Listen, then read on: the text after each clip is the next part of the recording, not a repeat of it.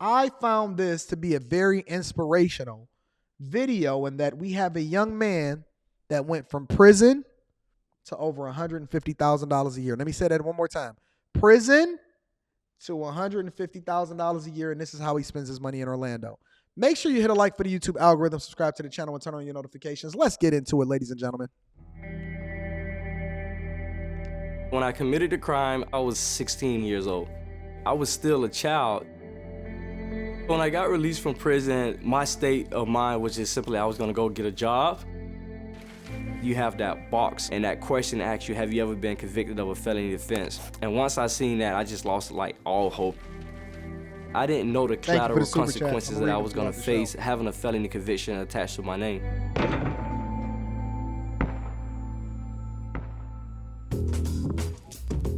Hustlers. When I got tired of those doors closing in my face, I just seeked out other ways, and cleaning was one of the things that kept me calm, it kept me at peace. Think about this, y'all. 32 years old, came out of prison from a crime he committed when he was 16 years old. They shut the doors in his face and they said, no, sir, you're not going to be able to work here because you came from prison. He said, listen, I'm not going to let that stop me. I got tired of it, and I'm going to move a little bit differently, because when one door shuts, I'm going to have to go ahead and create and frame another one for me to be able to walk through. And the thing that he's not afraid to do is actually get down in the mud and do cleaning. We so prideful. You got to be a boss. You got to move a certain type of way. You got to have a certain name under your name in order to substantiate that you are of a specific position. The goal is to get to the money. The goal is to be able to utilize the resources so that we can do what we want to do when we want to do it. I see, oh man, Mr. Hillel is holding me down. I'm going to read the super chats in a minute. Let's continue. Thank y'all for the super chats.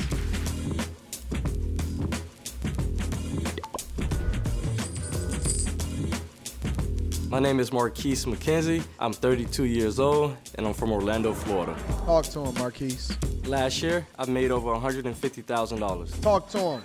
And he cleaned up nice. Making his coffee. Check this out. He makes over $60,000 a year on his regular job, and then he hustle. He got a regular job, and then he hustle. He don't make no excuses. He don't say, I only got to work 40 hours. He don't care about the weekends. He want a lifestyle, and he's unwilling to do something that's bad for the community in order to get it, and so he makes the adjustment.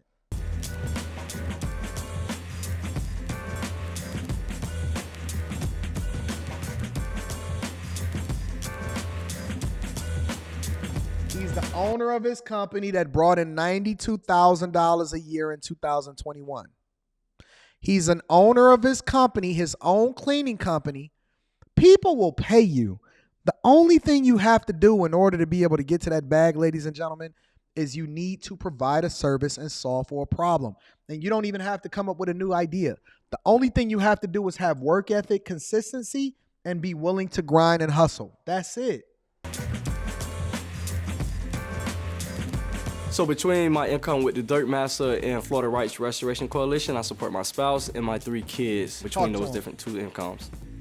I'm doing about 70, 80 hours a week. FRC sometimes can go well over 40 hours just because of the commitment that I am to the organization. And then with the Dirt Master, it can go anywhere from 30 to probably 40 hours or more, depending on if we have projects that come up. Most people that are successful and make a significant amount of money do not work 40 hours a week. Not all.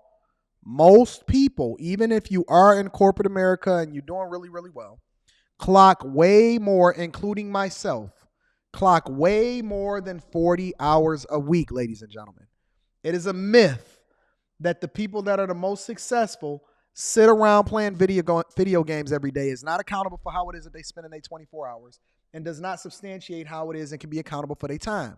Everybody I know that is super successful, and maybe it's just a part of my group, and maybe it's Marquise too, works more than 40 hours in order to become successful. Now, there's some things that you're going to have to take away from that, and there's some things that you benefit from as a result of it.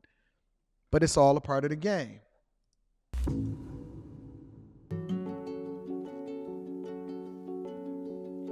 So growing up, I was very almost independent. I was one of those kids that wanted to be the class clown, wanted to be fun, and wanted to be known, but I caused a lot of bad energy to come my way. And I would say about the age of 15, I just decided to give up, drop out of high school, and make my own decisions. I hung around a lot of people that was older than me, and I felt like I had a point to prove.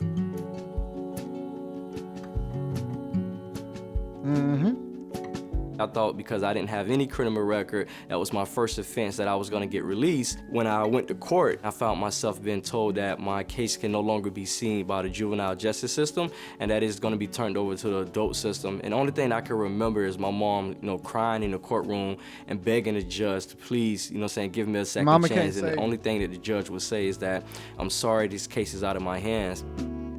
So here's the thing, and I say this all the time. Everybody is trying to protect their kid or the people that's around them from themselves. Everybody is trying to protect each other from themselves. The reality is that when you don't let nature take its course, and when you don't address things specifically, and then you have to allow for certain things to play out the way that it's supposed to play out, a lot of times you get in the way. You get in the way of God, you get in the way of yourself, and you get in the way of the person that's actually supposed to be learning a lesson. It's necessary a lot of times, especially for men, to suffer in order for us to be able to get to the blessing, even if it's a self-inflicted wound. You don't learn the lesson by coddling. It's a strong possibility that if he did not sit down as a result of jail, and if he was able to get that off, that he would probably be dead or in jail for a lot longer as a result of it. Jail was his father figure. It was the thing that was best for him at the time in order to teach him a lesson earlier in life, which is one of the reasons why he's such a productive human being today. I'm going to read the super chat shortly. Thank y'all. I went out and made a mistake, and I should have been held accountable for my actions. See? I just don't think I should have been held accountable as an adult. When I got sentenced, I believe I was 17 years old. He did 2 years and 4 months of probation. Out of 24 months, I only had to do 8 months in prison. It was a very crazy experience, and at some points it was very stressful, but every time I cleaned, despite that I was cleaning the dirtiest thing inside of the jails, and jails are dirty, it just made me feel that peace, right? It made me forget about my court date, it made me forget about the time that I was facing. I kind of made the comparison, when you change your life, when you clean your life up, you feel good. Same thing when you clean something physical, you just feel good about, your house, you just feel that peace. My mom, she was very hard on us about cleaning. And to be honest, I used to hate it. I just never knew how that was gonna change my life. So I figured that I found my niche right then and there, and I knew from their point that I wanted to start a cleaning business. He took a simple concept, cleaning. You ain't got to be a rocket scientist. You ain't got to be a YouTuber necessarily. You don't have to be an athlete. He took a simple concept and he made no excuses. And he leveraged the thing that he was good at in order to make more money, and he made a plan for himself once he got out of prison. Now, if you telling me that this young man can go to prison, drop out of high school, get a case, be sentenced as an adult, and he's out here making from prison to $150,000 a year with a growing company, and you're sitting here on these panels telling me why it should be sufficient for a black man to make $47,000 a year and have a whole family, I'm not going for it.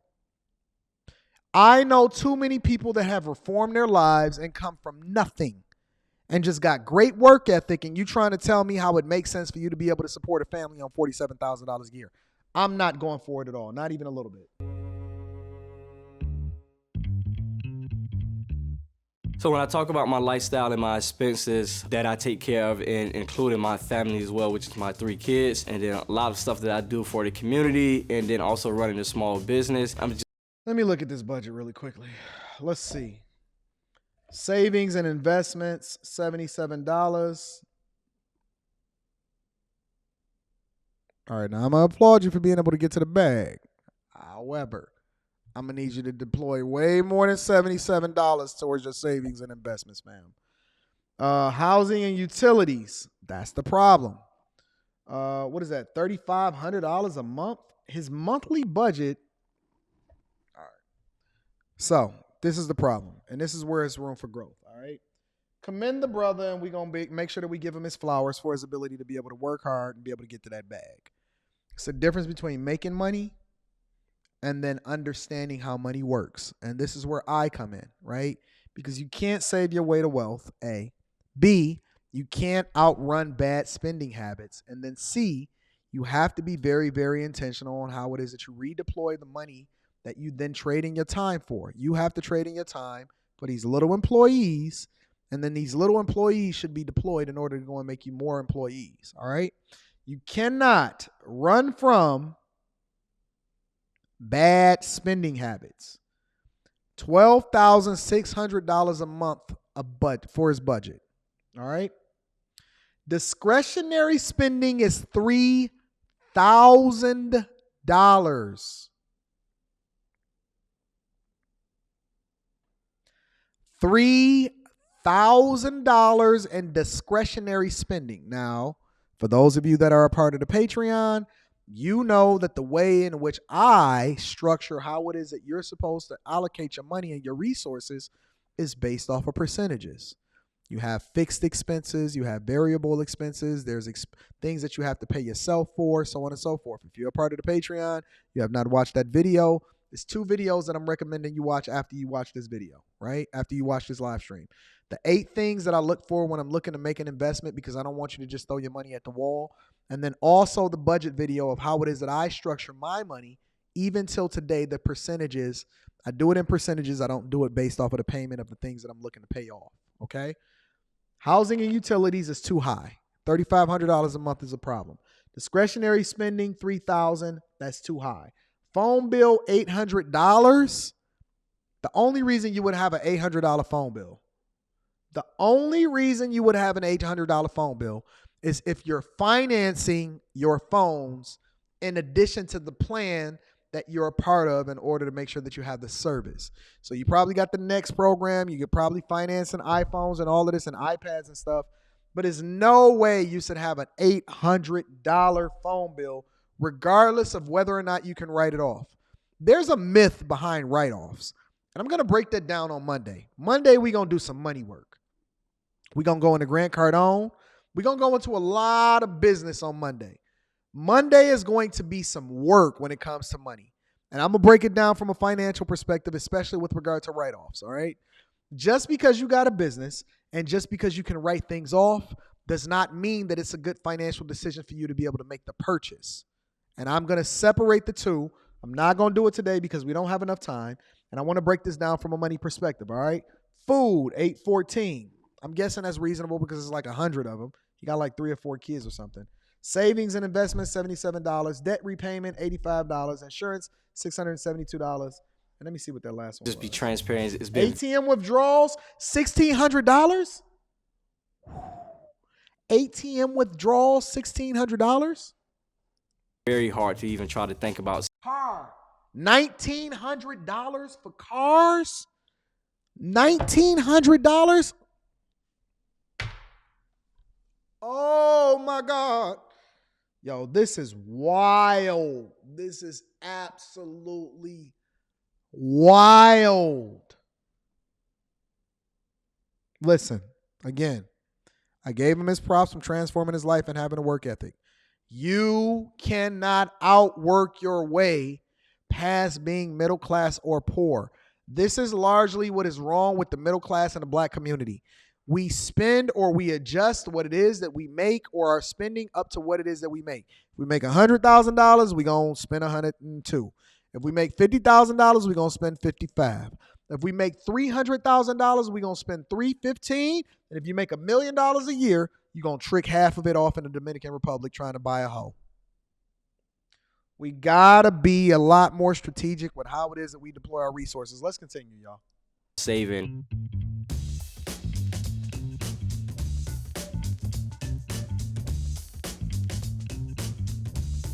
So in my 401k, I currently have just under $3,000 in that savings account. It's not enough. He paying $3,500 a month for his apartment with 3 kids. Oh, this is wild. The total that we're paying for our apartment is roughly close to $1,800 a month. Okay. So where's the rest of it? It said that he was spending $3,500 a month on his house. Where's the rest of it? You know, black people got to stand. We only make $150,000 a year after taxes. It's the equivalent of like 100, 115, 120. But then we got to go and get us that big body bands though. Big body bands though. Big body. Show that Bentley. Show that Bentley. You know, we got to get us a big body bands though. 2020.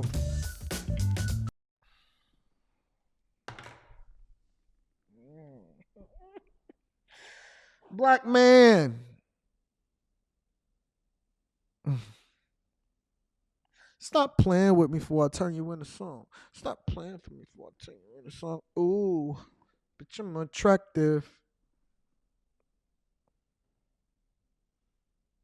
Ooh, bitch, I'm attractive. Stop playing with me before I turn you into song. Stop playing with me before I turn you into song. Ooh, ooh.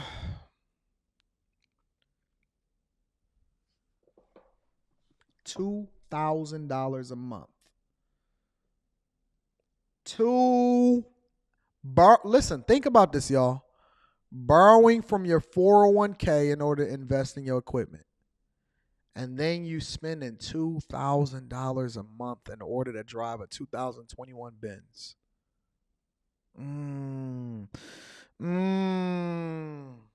Come on, y'all. Come on, y'all. Come on, y'all. What we doing out here in these streets?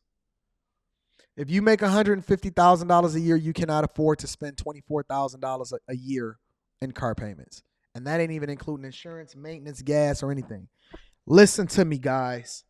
I know y'all want y'all a six-figure man. I know you want to be a six-figure dude. I know you think $150,000 a year is a lot of money. If you make $150,000 a year, you cannot afford to be driving have a $2,000 car note, which is possibly more like $2,700 when you take into account insurance and gas and all this other type of stuff.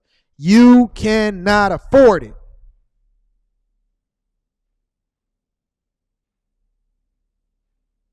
$24,000 a year in car payments, man. You know how many rental properties you can start to save up and buy as a result of it?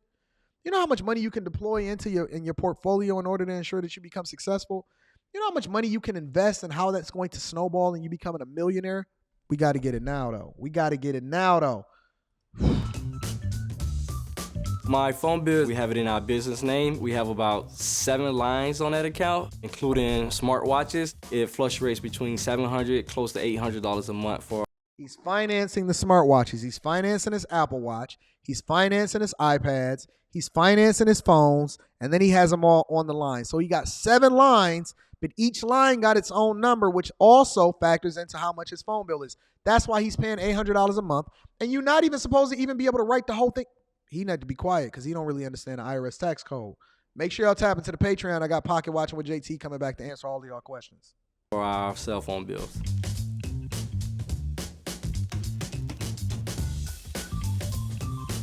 A lot of my expenses go towards food, and that's either buying groceries for the house or because I'm on the move every day, just honestly eating out. So on an average day, if I eat breakfast, lunch, and dinner out, I can spend close to $100, a day on food if I don't decide to eat at home.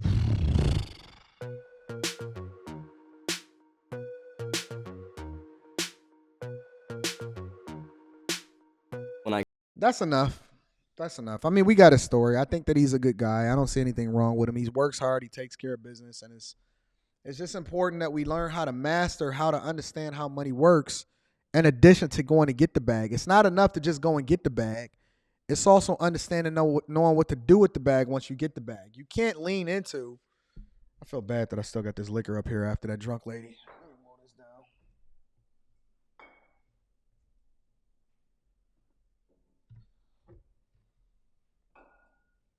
You can't lean to your own understanding and you're not going to outspend your bad habits. Usually what happens when people make more money, they just adjust their budget up to their lifestyle, and that's a bad do.